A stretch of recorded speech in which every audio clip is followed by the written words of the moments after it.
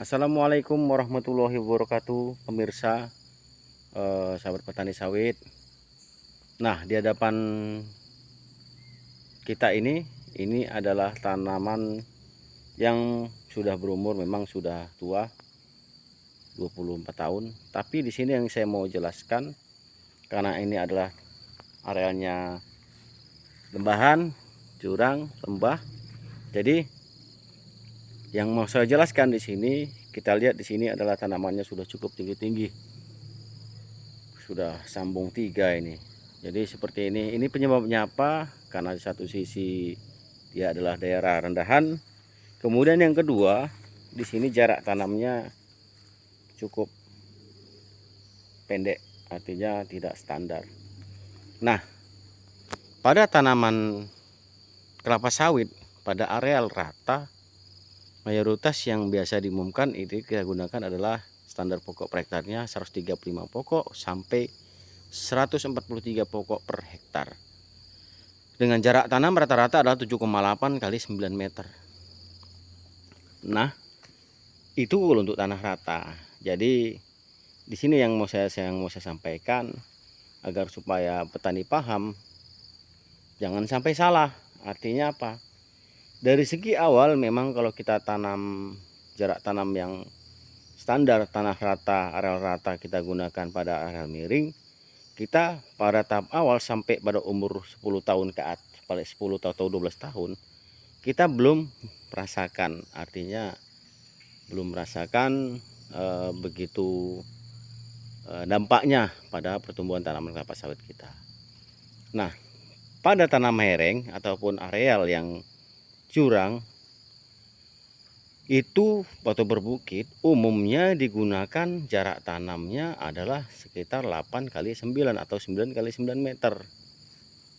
Dengan SPH rata-rata pokok per hektar yang digunakan berkisar 110 atau 120, 125 pokok per hektar. Kenapa seperti itu? Alasannya karena pertumbuhan tanaman kelapa sawit ini semakin meninggi, dia akan saling berebut akan sinar matahari. Nah, umumnya kenapa daerah tanah yang sana tuh rata, ini umurnya sama dengan itu, tapi pertumbuhan batangnya beda. Lebih tinggi yang di lembahan kebanding yang di atas kita yang kita lihat ini. Nah, inilah di atas tanah rata. Jadi, kenapa tadi yang saya sampaikan? Karena prinsipnya pada umumnya tanaman kelapa sawit ini akan berebut cahaya matahari. Cahaya matahari berebut, maka saking berebutnya cahaya matahari, maka kalau kita tidak menentukan jarak tanam yang pas, maka tanaman kelapa sawit ini akan pertumbuhannya akan meningkat, makin meninggi. Kalau dia jarak tanamnya seperti itu, ini terlampau rapat, tidak standar, maka yang terjadi ya seperti ini, pertumbuhan akan menguncup ke atas dan buah sedikit yang akan muncul. Kalau di tanaman namanya etiolasi lah kalau dia. Jadi kalau di tanaman sawit ini bukan etiolasi, tapi meninggi, tapi maka tandan buah yang muncul pada tanaman kelapa sawit ini akan sedikit. Nah, seperti ini pemirsa. Yang harus pemirsa pahamin, jangan gunakan SPH pada tanah kebun sawit kita, tanah rata. Kita gunakan pada tanah yang bukit ataupun yang lemban seperti ini. Jadi harus kita gunakan, bisa jadi jaraknya itu 8,5 kali 9 atau 9 kali 9. Intinya SPH-nya adalah bisa mencapai 120 sampai 125 pokok per hektar. Nah, itu alasannya kenapa SPH-nya pada tanah rawa atau jurangan ataupun bukit lebih rendah, karena tujuannya agar supaya penyinaran matahari pada tanaman kelapa sawit ini sempurna diterima oleh kelapa sawit, agar supaya pertumbuhannya tidak setinggi ini.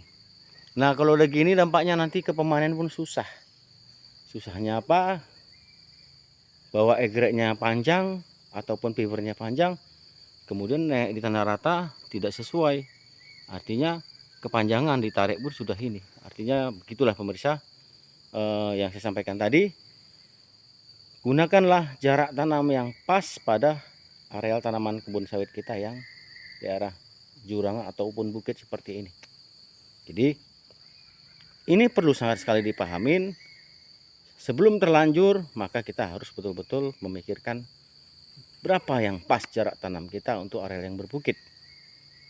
Nah, harapan saya ini bisa dipahamin karena inilah fakta yang kita hadapin.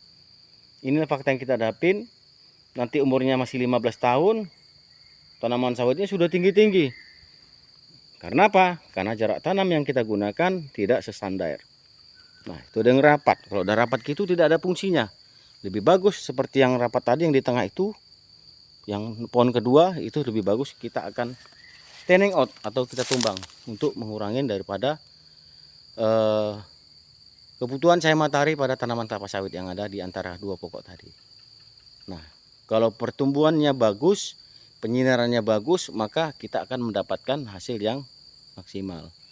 Setinggi pun kayak gini jarak tanamnya rendah, jarak tanamnya pendek, sebanyak pun pupuk yang kita berikan, maka tidak ada artinya pupuk itu bagi tanaman ini.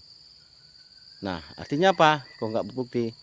Pertumbuhannya makin meninggi, cahaya mataharinya kurang untuk berfotosintesis, maka hasil asimilat tadi yang ada tadi tidak disempurnakan untuk pembentukan buah.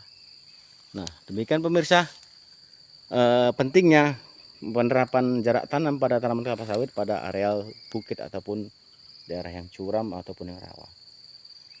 Mudah-mudahan ini bisa dipahamin, bisa menjadi ilmu untuk petani sawit kita yang hendak berkebun kelapa sawit, yang baru beli ladang, yang arealnya seperti bukit seperti ini, maka harus dipahami berapa jarak tanam yang cocok digunakan pada areal berbukit dan areal yang rata. Terima kasih, mudah-mudahan menjadi motivasi untuk kita semua. Salam sehat kita semua. Assalamualaikum warahmatullahi wabarakatuh.